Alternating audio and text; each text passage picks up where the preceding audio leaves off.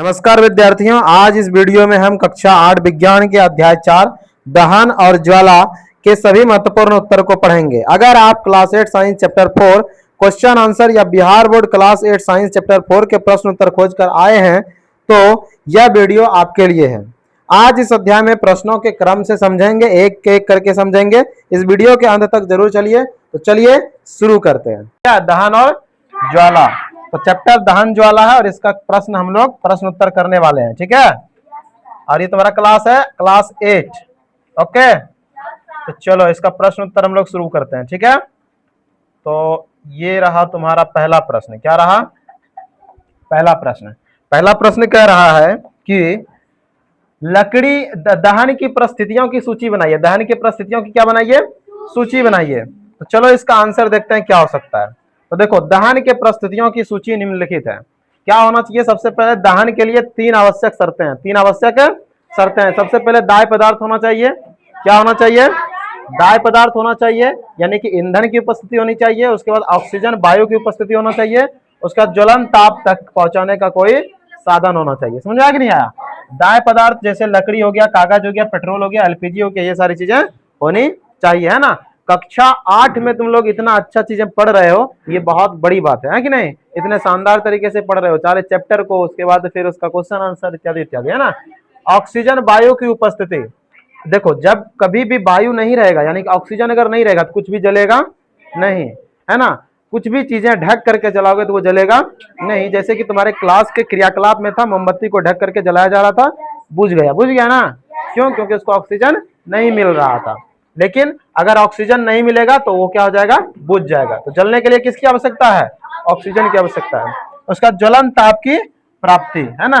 ज्वलन ताप की प्राप्ति। ज्वलन ताप क्या होता है? वह न्यूनतम तापमान जिस पर कोई पदार्थ जलना शुरू कर देता है, उसको क्या कहते हैं? ज्वलन ताप कहते हैं। राइट? कोई दिक्कत है? नहीं ना। चलो नेक्स्ट क्वेश्चन देखो तुम्हारा क्या है। नेक्स्ट क्वेश्चन है रिक्त स्थानों की पूर्ति कीजिए। नेक्स्ट क्वेश्चन क्या है? रिक्त स्थानों की पूर्ति कीजिए। तो देखो रिक्त स्थान कहां पर है? लकड़ी और कोयला जलने पर वायु का प्रदूषण होता है, ये रिक्त स्थान है ना।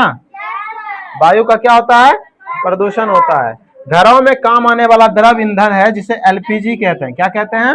एलपीजी कहते हैं।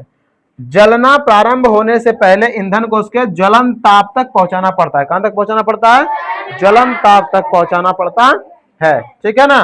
उसके बाद तेल द्वारा उत्पन्न आग को जल या पानी द्वारा नियंत्रित नहीं किया जा सकता। क्यों पता है बच्चों? क्यों नहीं किया सकते बताओ? देखो इसका कारण क्या है? इसके कारण ये है कि देखो, जल और पानी, जल या पानी और एक है तेल। क्या है? तेल। इस दोनों में हल्का कौन? हल्का कौन? पानी की तेल? तेल हल्का। कौन हल्का? तेल हल्का। तेल हल्का होगा इसका मतलब तेल ऊपर चल जाएगा और पानी कहां चल जाएगा? नीचे। आग जल रहा है, हमने पानी डाला, पानी कहां चल गया? नीचे। तेल कहां रह गया? जल क्या रहा है? अरे पानी जल रहा है कि तेल जल रहा है? तेल जल रहा है ना। तेल जल रहा है ना। किसके किसके हिसाब से पानी जलने लगा? तेल जल रहा है। क्या जल रहा है? तेल। तो अब देखो, तेल तो ऊपर में था, जल रहा था, पानी डाला फिर भी तेल कहां रहा? ऊपर ही रहा। तो तेल तो जलता ही रहेगा ना। इसीलिए तेल की आग को पानी डाल करके नहीं बुझा सकता है। कभी पेट्रोल पंप पर गए हो, वहां पर देखना बाल्टी में बालू करके रखा रहता है, देखे हो साइड में? क्यों रखा रहता है? क्योंकि तेल में अगर आग लग जाए तो पानी से बुझाया नहीं जा सकता, लेकिन बालू से ढक देंगे तो वो बुझ जाएगा। राइट? समझ में आया ना लॉजिक? तो ये चीजें होता है, ठीक है। चलो नेक्स्ट है क्वेश्चन तुम्हारा कि समझाइए कि मोटर वाहनों में सीएनजी का उपयोग से हमारे शहर में प्रदूषण किस प्रकार कम हुआ। देखो, वाहनों में, गाड़ियों में पेट्रोल इस्तेमाल होता है, डीजल इस्तेमाल होता है, लेकिन अब नई गाड़ियां आई है जिसमें कि सीएनजी का इस्तेमाल होता है। क्यों? सीएनजी का इस्तेमाल करने से क्या फायदा है? कैसे कम प्रदूषण फैलाता है? क्योंकि जलने के बाद क्या होता था कि पेट्रोल इंजन जो होते हैं ना, पेट्रोल या डीजल इंजन जो होते हैं, पेट्रोल या डीजल इंजन जो होते हैं, ये जलने पर नाइट्रस ऑक्साइड और sulphur dioxide, nitrogen oxide, nitrogen का ऑक्साइड और सल्फर डाइऑक्साइड, ये क्या करते हैं? वायुमंडल में छोड़ते हैं। क्या छोड़ते हैं? छोड़ते हैं। इससे क्या होता है, वायुमंडल प्रदूषित होता है। क्या होता है, प्रदूषित होता है। इसके अलावा भरपूर मात्रा में CO2 छोड़ते हैं, भरपूर मात्रा में, कम नहीं, भरपूर मात्रा में CO2 गैस छोड़ते हैं, इसीलिए वायुमंडल में प्रदूषण की समस्या बढ़ते जाती है, बढ़ते जाती है। हाँ, कार्बन डाइऑक्साइड, देखो कार्बन का क्या होता है, सी मतलब क्या हो गया, कार्बन, ओ मतलब क्या हो गया, ऑक्सीजन, क्या हो गया, ऑक्सीजन। याद है तुम लोगों को, अनंत सर का विद्यार्थी का यही तो खासियत है, उसको सब चीज क्लास 9 10 में जब जाओगे ना, 10 में जाते साथे तुम लोगों के पास ऐसा एक टॉपिक नहीं होगा जिसको तुम लोग नहीं जानते रहोगे, है ना, पहले से जानते हो उसके बारे में, कहीं ना कहीं किसी ना किसी तरीके से उसको पढ़े हो। जैसे क्लास 8 में तुम देखो अपना, तुम्हारा ये चैप्टर दहन और ज्वाला है, और इसको कितने अच्छे से हम लोग पढ़ रहे हैं कि नहीं पढ़ रहे हैं, एक एक चीजों को हम लोग जान जाएंगे। ठीक है, चलो, हाँ, बशर्ते जहां पर हम बताएंगे ये चीजें इंपॉर्टेंट है, उस चीज को बढ़िया से नोट कर लेना, खाली समझ लेना कि ये इंपॉर्टेंट है, मतलब इसको 10 बार पढ़ना है ना। मैथ आज कितने लोग बना के आए हो, गलत बात है ये फिर। चलो नेक्स्ट देखो, इसमें और कुछ छूटा था क्या, तो देखो ये कैसे कम करता है, तो मोटर वाहन CNG compressed natural gas, CNG को क्या कहते हैं, कंप्रेस्ड नेचुरल गैस, कैसे याद रखोगे, CNG, C for compressed, N for natural और G for gas. Compressed natural gas के उपयोग से शहरों का प्रदूषण निम्नलिखित कारणों से कम हुआ। कौन कौन से कारण, CNG एक स्वच्छ ईंधन है, क्या है, स्वच्छ ईंधन है, जो पेट्रोल या डीजल की तुलना में जलने पर बहुत कम मात्रा में हानिकारक, जैसे सल्फर और नाइट्रोजन के ऑक्साइड, ये बताए थे ना अभी, सल्फर और नाइट्रोजन के ऑक्साइड, ये कम उत्पन्न करता है, पहला कारण ये हुआ। दूसरा कारण, यह पूरी तरह से दहन होता है, जिससे धुआं और अजले कार्बन के कण पर्यावरण में नहीं फैलते, है ना, धुआं नहीं निकलता है CNG से। CNG वाला गाड़ी टपता देखते हो, पीछे से धुआं निकलता है, एकदम कटी कटी निकलता है, उससे पता नहीं चलता धुआं नहीं दे रहा है कि नहीं दे रहा है ना, तो इसी यही फायदा होता है CNG का। ओके राइट, समझ में आया कि नहीं आया। चलो नेक्स्ट देखो क्या है, नेक्स्ट हमारा है ईंधन के रूप में LPG था लकड़ी की तुलना कीजिए। क्या कीजिए, LPG और लकड़ी की तुलना कीजिए। LPG देखो क्या होता है, LPG का उष्मीय मान क्या होता है, बहुत अधिक, लगभग 55,000 होता है। कितना होता है, हमारे किताब में एक कॉलम बना होगा उष्मीय मान का, देखे हो ना, हाँ, उसमें 55,000, सारे उष्मीय मान को याद रखना। उपला गोईठा, लकड़ी का जो गोईठा होता है उसका कितना होता है, 5,000 से 6,000, ये होगा ना, 6,000 से 8,000 तक है। उसके बाद फिर तुम्हारा लकड़ी का कितना है, 17,000 से 22,000। डीजल, पेट्रोल और किरोसिन, तीनों का देखो सेम होगा, लगभग 45,000 के आसपास होगा, है ना। तो ये सारी चीजों का उष्मीय मान क्या रखना है, ध्यान रखना है, परीक्षा के दृष्टिकोण से अति महत्वपूर्ण है। ओके राइट, कोई दिक्कत है नहीं। चलो आगे देखो, इसमें आगे इसमें देखना है, यह बिना धुआं छोड़े जलता है। कैसे जलता है, बिना धुआं छोड़े जलता है, जिससे वायु प्रदूषण नहीं होता है। इसके दहन के बाद कोई विशेष राख नहीं बचती है, इसे आसानी से नियंत्रित और भंडारित किया जा सकता है। ये किसके बारे में पढ़ रहे थे हम लोग, LPG के बारे में। किसके बारे में, LPG मतलब समझते हो क्या होता है, हाँ, लिक्विड नहीं, लिक्विफाइड बोलो, क्या बोलो, liquefied petroleum gas, liquefied petroleum gas, है ना। हिंदी में इसको बोलेंगे तो क्या बोलेंगे, द्रवीभूत, क्या बोलेंगे, द्रवीभूत पेट्रोलियम गैस, द्रवीभूत पेट्रोलियम गैस बोलेंगे इसको। कोई दिक्कत है नहीं। चलो अब आगे देखो, आगे अब लकड़ी के बारे में बोल रहा है। किसके बारे में बोल रहा है, लकड़ी के बारे में बोल रहा है। तो लकड़ी के बारे में सारी चीजों को हम लोग देखेंगे, ठीक है। चलो लकड़ी के बारे में हम लोग देखते हैं, है ना। लकड़ी की लड़की लकड़ी है, क्या है, लकड़ी है। इसका उष्मीय मान काफी कम होता है। इसका उष्मीय मान क्या होता है, काफी। उसका कितना था LPG का, 55,000, आई कितना है, 17,000, तो बहुत कम है ना। अच्छा बच्चा, उष्मीय मान क्या होता पता है, उष्मीय मान क्या होता है, देखो जैसे कि मान लो सिंपली अपने भाषा में समझते उष्मीय मान क्या होता है, ठीक है। देखो हमने बर्तन लिया, क्या लिया, बर्तन लिया, हमने क्या लिया, बर्तन लिया। यहां पर नीचे लकड़ी जलाया, क्या जलाया, लकड़ी। यहां पर जलाया कोयला, क्या जलाया, कोयला। उसके बाद यहां पर जलाया LPG, क्या जलाया, LPG। और यहाँ पर हाइड्रोजन गैस जलाया, क्या जलाया, हाइड्रोजन गैस। और समान मात्रा में सब में पानी लिया, जैसे कि मान लो कि 1-1 लीटर सब में पानी लिए, 1 लीटर 1 लीटर 1 लीटर और 1 लीटर, सब में 1-1 लीटर पानी लिए। अब हमने समान मात्रा में, जैसे कि अगर 1 kg लकड़ी लिए तो 1 kg कोयला लेंगे, 1 kg LPG लेंगे और 1 kg H2 लेंगे। उसके बाद सबको जला देंगे। क्या करेंगे? जला देंगे। नोट करेंगे कि इसने पानी कितना गर्म किया, इसने कितना गर्म किया, इसने कितना गर्म किया और इसने कितना गर्म किया। जो पानी को अधिक गर्म किया उसका उष्मीयमान अधिक, और जो पानी को कम गर्म किया उसका उष्मीयमान कम। अब बताओ लकड़ी का कम कि एलपीजी का कम? लकड़ी, क्योंकि लकड़ी 1 किलो लकड़ी से कितना ही पानी गर्म होने वाला है ना। लेकिन 1 केजी एलपीजी भरा के लाओगे ना तो 2 दिन तक तुम खाना बना लोगे, है ना। हमारे घर में जो सिलेंडर आता है उसमें कितना केजी रहता है पता है? लगभग 14 केजी। कितना होता है? 14 केजी। और उस 14 केजी में 2 महीना खाना बन जाता है कि नहीं बन जाता है? और 14 केजी लकड़ी जलाओगे तो 1 दिन बनेगा, 1 से 2 दिन बनेगा, बनेगा कि नहीं बनेगा? तो इसीलिए क्या होता है कि लकड़ी से की तुलना में एलपीजी जो है वो ज्यादा अच्छा ईंधन होता है, इसका उष्मीयमान क्या होता है? अधिक होता है। जलने पर ये अपशिष्ट पदार्थ छोड़ते हैं? नहीं छोड़ते हैं, लेकिन लकड़ी जलने के बाद इतना राख छोड़ देता है। तो ये सब चीजें होता है। आगे इसके बारे में हम लोग देखेंगे, ठीक है। इसके बारे में और कुछ छूटा क्या? यह जलने पर अत्यधिक धुआं उत्पन्न करता है जो श्वसन संबंधी बीमारियों का कारण होता है। लकड़ी जलेगा धुआं निकलता है ना। तो उसके बाद फिर देखो क्या है, उसके बाद है कि इसे जलाने से काफी मात्रा में राख बचता है। क्या बचता है? राख अवशेष के रूप में बचता है। इसे जलाने और नियंत्रित करने में अधिक असुविधा होती है ना। जलाने में भी असुविधा होती है, आराम से जलता नहीं है। इसके ज्वलन ताप तक पहुंचाने में काफी समस्याओं का सामना करना पड़ता है, राइट। कोई दिक्कत नहीं। चलो नेक्स्ट क्वेश्चन देखो। नेक्स्ट क्वेश्चन तुम्हारा है कारण बताइए। क्या है? कारण बताइए। कारण बताइए में है विद्युत उपकरण से संबंध आग पर नियंत्रण पाने हेतु, विद्युत उपकरण से संबद्ध आग पर नियंत्रण पाने हेतु जल का उपयोग नहीं किया जाता है। देखो जब विद्युत उपकरण से आग लगा हो, इलेक्ट्रिक शॉक की वजह से आग लगा हो, तो उसमें पानी नहीं डालना चाहिए। ऐसा क्यों? देखो एक तो हो गया कि जैसे उसको पानी देंगे पानी नीचे फैलेगा, तो पानी के साथ साथ करंट भी फैलेगा।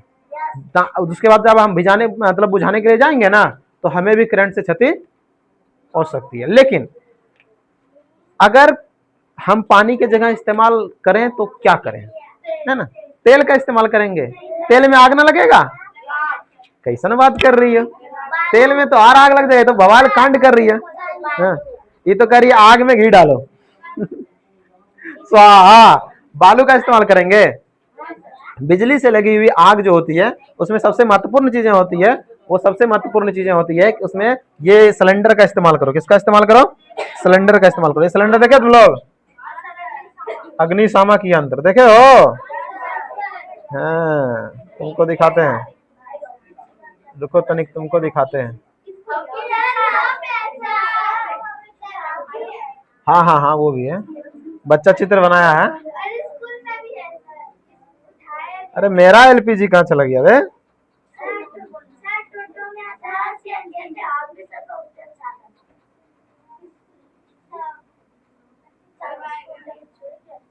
अच्छा इधर होगा भी ना। हाँ ये देखो पेज, देखो ये भाई साहब आग लगाए तो इससे बुझा रहा है ना। ये जो है ना इसी को कहते हैं, इसी को कहते हैं अग्निशामक। क्या कहते हैं? ये भाई साहब देखो इस्तेमाल कर रहा है ना, इसी को अग्निशामक कहते हैं। क्या कहते हैं? अग्निशामक। ये भी 2 प्रकार के होते हैं, आगे तुम लोग देखोगे, ठीक है। या तो फिर चैप्टर में हम पढ़ाए हैं, ओके। देखो हम क्वेश्चन पे थे ना, क्वेश्चन पे थे ना। क्वेश्चन चल रहा था हमारा ये वाला, ओके। तो ये क्वेश्चन के बारे में देखो।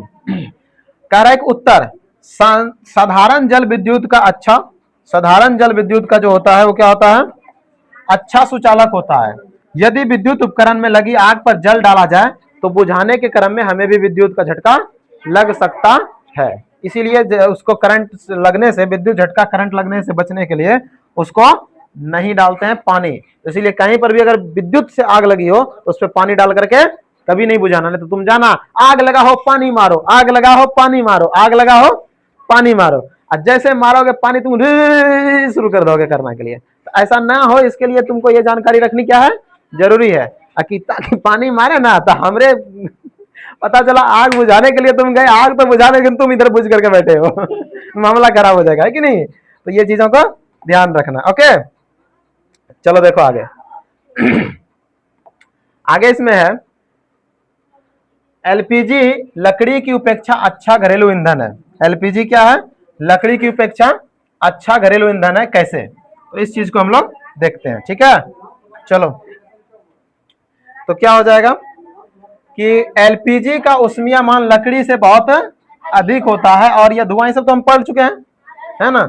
इस चीज को खाली देख लो, तुम लोग आंसर में लिख लोगे। ठीक है, उसके बाद देखो क्या है, कागज स्वयं नहीं पकड़ता। कागज कहां गया? कागज स्वयं आसानी से आग पकड़ लेता है, जबकि एल्युमिनियम पाइप के चारों ओर लपेटा गया कागज का टुकड़ा आग नहीं पकड़ता है, ऐसा क्यों?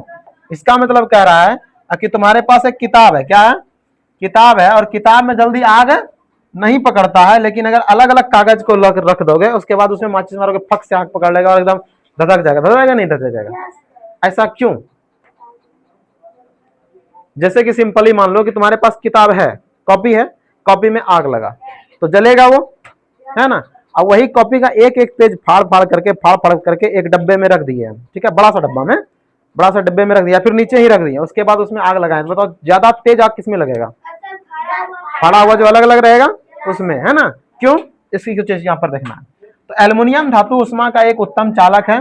जब एल्युमिनियम पाइप पर लपेटे कागज को गर्म किया जाता है तो की जाने वाली उष्मा तुरंत एल्युमिनियम पाइप में स्थानांतरित हो जाती है। इस कारण कागज अपने ज्वलन ताप तक पहुंच नहीं पाता है और आग नहीं पकड़ता है। ये कारण है। ये कह रहा है कि जैसे कि मान लो कि ये कागज है, ये क्या है? कागज है, और ये एल्युमिनियम के पाइप पर लपेटा हुआ है। किस पे लपेटा हुआ है? एल्युमिनियम के पाइप पर लपेटा हुआ है। इधर से माचिस लगाएंगे तो जो उष्मा होगी ना, वो एल्युमिनियम का पाइप पूरे जगह फैला देगा। क्या करेगा? पूरे जगह फैला देगा, जिसकी वजह से यहाँ पर आग जल्दी पकड़ेगा नहीं। अब वही है, इस कागज को एल्युमिनियम पाइप से निकाल देंगे। क्या करेंगे? एल्युमिनियम पाइप से निकाल देंगे, और निकाल करके अलग करके जब एक सेपरेट कागज में, इसमें एक सेपरेट कागज में ऐसे इसमें आग लगाएंगे तो फट से आग लग जाएगा, है ना। तो यही ये क्वेश्चन कहना है। ठीक है, समझ आया कि नहीं आया? चलो ठीक, अच्छी बात। उसके बाद देखो आगे, next question is this. Next question है तुम्हारा, मोमबत्ती की ज्वाला चिन्हित चित्र बनाइए। तो चित्र बनाना तुम लोग मोमबत्ती की ज्वाला का, ठीक है। अभी दिखाए थे तुम लोगों को चित्र, कहां पर दिखाए थे? तुम लोगों को दिखा देते हैं एक बार चित्र।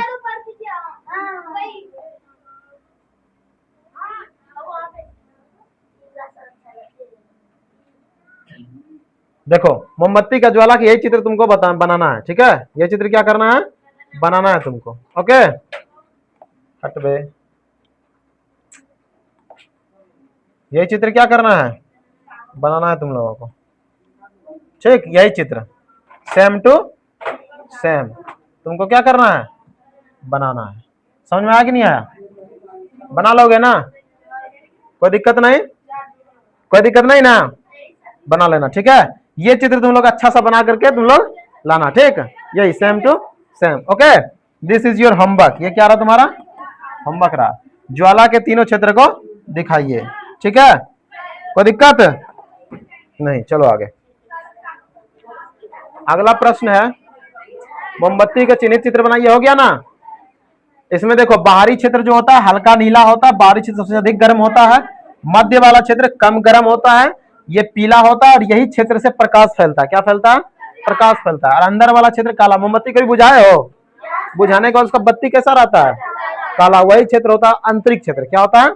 आंतरिक क्षेत्र। ये काला होता है, और इसमें मतलब इसका तापमान बहुत कम होता है। यहाँ पर कुछ जलता नहीं है। सबसे अधिक जो जलता है मोमबत्ती का मोम, वो यहाँ पर जलता है। ठीक है, ये वाला जो हिस्सा है ना, इस वाले हिस्से में सबसे अधिक जलता है। क्या? हाँ, ठीक। तुम लोग प्रैक्टिकल बढ़िया करते हैं। कहाँ चल गया जी? हाँ, उसके बाद नेक्स्ट क्वेश्चन देखो तुम्हारा क्या है। नेक्स्ट क्वेश्चन है कि ईंधन के ऊष्मीयमान को किस मात्रक द्वारा, ईंधन का ऊष्मीयमान वाला कॉलम था ना, उस कॉलम में ये चीज तुमको मिला था, किलो जूल प्रति किलोग्राम। ये होता है उष्मा का मात्रक। क्या होता है? उष्मा का मात्रक। ऊष्मीयमान का जो मात्रक होता है ये था किलो जूल प्रति केजी। किलो जूल प्रति केजी, यानी कि ऊपर में जूल को रखना है। किसको रखना है? जूल को। और किलो में, किसमें? किलो में, यानी कि ऊपर में रखना है किलो जूल। क्या रखना है? Kilo joule. और नीचे में रखना है किलोग्राम। क्या रखना है? किलोग्राम रखना है। ठीक है, चलो देखो क्वेश्चन। कह रहा है कि समझाइए कि CO2 किस प्रकार, समझाइए कि CO2 किस प्रकार आग को नियंत्रित करता है। CO2 किस प्रकार आग को नियंत्रित करता है। ठीक है, एक और कनेक्ट हो गया कि माइक एक और कनेक्ट हो गया।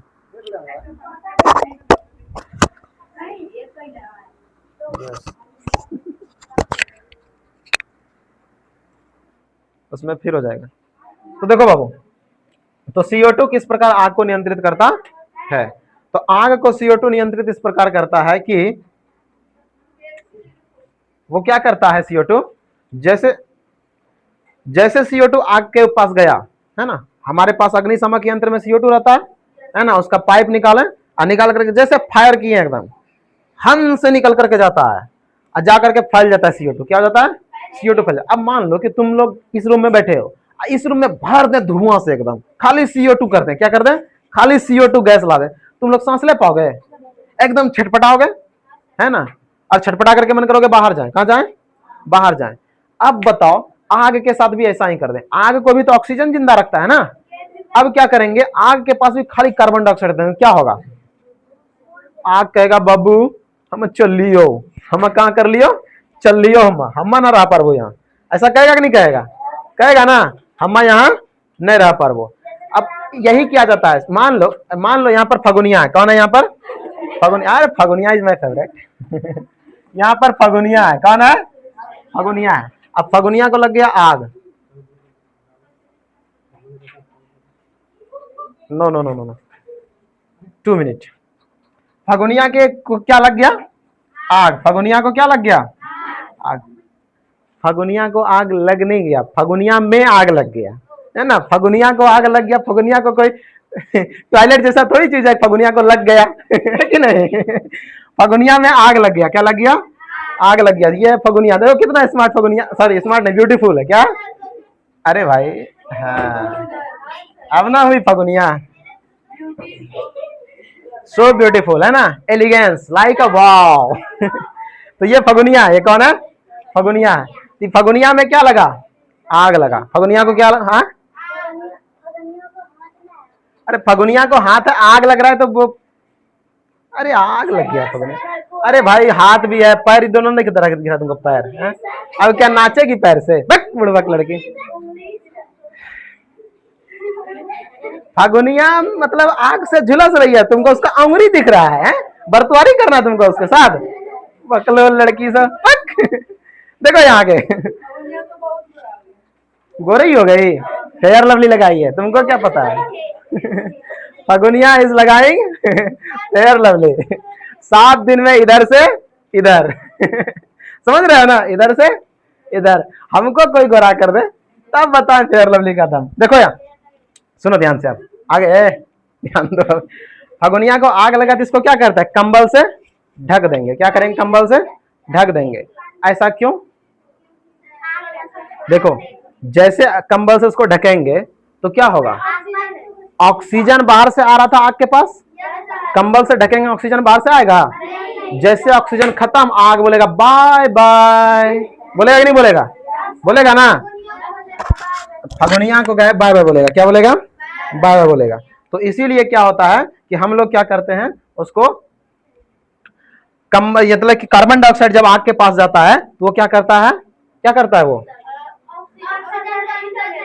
ऑक्सीजन की आपूर्ति को क्या करता है, कम कर देता है, जिसकी वजह से आग क्या हो जाता है, बुझ जाता है, क्या होता है, बुझ जाता है। इसके बाद एक और काम होता है कि कार्बन डाइऑक्साइड सिलेंडर में भरा रहता है, हाई प्रेशर पे भरा रहता है, जैसे जो करता है प्रेशर उसका लो हो जाता है, क्या होता है, लो, दबाव कम हो जाता है, जिसकी वजह से वो फैलने के बाद क्या होता है कि टेम्परेचर कम हो जाता है। कभी तुम लोग गैस, जो LPG गैस होता है तुम्हारा, उसको कभी हाथ से निकाले हो या फिर सिलेंडर में डालते हुए देखे हो, नीचे वाला सिलेंडर ठंडा होता है, क्या होता है, ठंडा हो जाए, पूरा ठंडा हो जाता है ना, क्यों, क्योंकि वो हाई प्रेशर से लो प्रेशर की तरफ जा रहा है, इसीलिए उसका क्या होता है, टेम्परेचर घट जाता है। तो इसीलिए इसका क्या हो जाता है, ये तो जब कार्बन डाइऑक्साइड गैस उस वस्तु के पास जाता है, जो वस्तु जल रहा था, क्या हो रहा था, जल रहा था, तो उससे क्या होता है, वो वस्तु को ठंडा कर देता है, क्या करता है, ठंडा कर देता है। तो देखो ये दोनों चीज यहाँ पर लिखा होगा, एक होगा कि कंबल के तरह चारों ओर घेर लेती है, से आने वाला पदार्थ वायु की ऑक्सीजन के बीच संपर्क टूट जाता है और आग क्या होता है, बुझ जाता है, साथ ही यह ईंधन के तापमान को भी कम कर देता है। क्या कर देता है? कम करता है। बोलो समझ में आया ना? फगुनिया समझाई ना? तो फगुनिया के लिए ताली बजा दो। चलो ठीक है, अब रहने दो, इतना ताली ना बजाना, तो फगुनिया यहाँ गई तो। देखो, हरी पत्तियों के ढेर को जलाना कठिन होता है, परंतु सूखी पत्तियों में आग आसानी से लग जाता है। समझाइए कैसे? अब हरा पत्ता है तुम्हारे पास, क्या है? हरा पत्ता है, और सूखा पत्ता है, दोनों में से किसमें आग जल्दी लगेगा? क्यों? क्योंकि उसको ज्वलन ताप तक आसानी से हम पहुंचा सकते हैं, क्योंकि उसमें नमी की मात्रा नहीं है, पानी की मात्रा नहीं है सूखी पत्तियों में। और अब देखो इसमें पढ़ो, हरी पत्तियों में जल नमी की मात्रा अधिक होती है, जिसके कारण उनका ज्वलन ताप बहुत अधिक हो जाता है। उन्हें सुलगाने के लिए अत्यधिक उष्मा की आवश्यकता होती है। इसके विपरीत सूखी पत्तियों में नमी नहीं होती है, इसका ज्वलन ताप बहुत कम होता है, वे आसानी से आग पकड़ लेती है। बोलो समझ में आया कि नहीं आया? चलो नेक्स्ट क्वेश्चन इज दिस। हाँ, एक मिनट। सोने और चांदी को पिघलाने के लिए स्वर्णकार ज्वाला के किस क्षेत्र का उपयोग करते हैं? तो इसके लिए वो प्रथम क्षेत्र, जो ज्वाला का क्षेत्र बताए थे ना, ज्वाला में 3 क्षेत्र, एक अंदर में था, एक वो इसके बाहर में था, और एक वो सबसे बाहर में था। तो ये वाला जो हिस्सा होता है ना, यही हिस्सा को, यानी कि बाहरी क्षेत्र को, किसको? बाहरी क्षेत्र को। वही चीज यहाँ पर देखो लिखा हुआ है ना, श्लोक कहाँ चल गया? बाहरी क्षेत्र को, किसको? सबसे बाहरी नीले क्षेत्र को पूर्ण दहन का क्षेत्र उपयोग करते हैं। इसका आगे आगे तुम लोग लिख लोगे आंसर, ठीक है? कोई दिक्कत? चलो नेक्स्ट क्वेश्चन है, क्या जंग लगने के प्रक्रम को दहन कहा जा सकता है? विवेचना कीजिए। तो हाँ, जंग लगने के प्रक्रम को क्या कहा जा सकता है? दहन का। लोहे में जंग लगता है ना, वो भी एक प्रकार का दहन है। क्या है? दहन है, क्योंकि उसमें भी ऑक्सीजन चाहिए। क्या चाहिए? देखो, दहन क्या था? ऑक्सीजन की उपस्थिति में कोई भी पदार्थ, है ना, ऑक्सीजन की उपस्थिति में कोई पदार्थ अभिक्रिया करता है और उष्मा देता है। क्या देता है? उष्मा देता है। तो लोहा भी ऑक्सीजन की उपस्थिति में अभिक्रिया करता है, और वो भी थोड़ा थोड़ा उष्मा देता है, लेकिन उस उष्मा का हम लोग अंदाजा नहीं लगा सकते हैं, पता नहीं चलता है, लेकिन वो भी उष्मा हमें देता है। तो एक क्वेश्चन है, उसको बताते हैं। समझ में आया ना? तो लोहा, सुनो बाबू, लोहा जो होता है वो ऑक्सीजन की उपस्थिति में जंग पकड़ता है। तो इसमें क्या क्या चाहिए था? हमारे पास चाहिए लोहा। क्या चाहिए? लोहा। Fe लोहा का होता है ना, हाँ, तुम लोग मालूम होना चाहिए। और इसके साथ क्या चाहिए? ऑक्सीजन, है ना। तो Fe2 और O को चाहिए 3 गो, लोहा चाहिए 2 गो, और ऑक्सीजन का को चाहिए 3 गो, तब ये बनाएगा Fe2O3। और इसमें थोड़ा हल्का उष्मा निकलेगा। क्या निकलेगा? हल्का उष्मा, जो कि हम लोग पता नहीं कर पाते हैं, ठीक है? हल्का उष्मा को हम लोग पता नहीं कर पाते हैं सामान्य तौर पर, लेकिन ये भी क्या है? प्रक्रिया है, दहन की प्रक्रिया है ना। ये मंद दहन है। क्या है ये? मंद दहन है। अंबिदा और रमेश ने एक प्रयोग किया, जिसमें बीकर में रखे जल को गर्म किया गया। अंबिदा बीकर को मोमबत्ती ज्वाला के पीले भाग के पास रखा, और रमेश ने बीकर को ज्वाला के सबसे बाहरी भाग के पास रखा। किसका पानी कम समय में गर्म हो जाएगा? बताओ। जो बाहरी क्षेत्र में रखा, क्योंकि उसका तापमान सबसे अधिक है, तो बाहरी क्षेत्र में जल्दी हो जाएगा ना गर्म। चलो ठीक है, एक और क्वेश्चन है तुम्हारा, जो कि न्यूमेरिकल टाइप का। उसमें कितना जूल है देखो तो, किलो जूल कितना है? 18,000 किलो जूल। और उसके बाद एक होगा नीचे द्रव्यमान, है ना, द्रव्यमान होगा। ये कितना है? हाँ, पूरा क्वेश्चन पढ़ो। 4.5 केजी। कितना है? 4.5 केजी, है ना। ये उष्मा की मात्रा है। क्या है ये? उष्मा की मात्रा। अब देखो, इसका निकालना क्या? उष्मीय मान। क्या निकालना है? उष्मीय मान। उष्मीय मान निकालने के लिए क्या करेंगे? उष्मा की मात्रा, उष्मा की मात्रा किसमें? किलो जूल में। किसमें? किलो जूल में। इसको भाग किससे देंगे? द्रव्यमान से। किससे देंगे? द्रव्यमान से। आगे दो इसको, कितना था? 18,000 में 4.5 से भाग दो। 18,000 बटे 4.5, दशमलव गया ऊपर में 0, 45 दूना 90, चौके 4 बार में 180 कट गया, तो 4,000 कितना आया? 4,000 किलो जूल प्रति केजी। ये तुम्हारा क्या हो गया? आंसर हो गया। बोलो समझ में आया कि नहीं आया? सारे क्वेश्चन क्लियर हैं? कोई दिक्कत है? चलो ठीक है, बंद करो। बंद करो कोई बच्चा। तुम ही आ जाओ वहां से।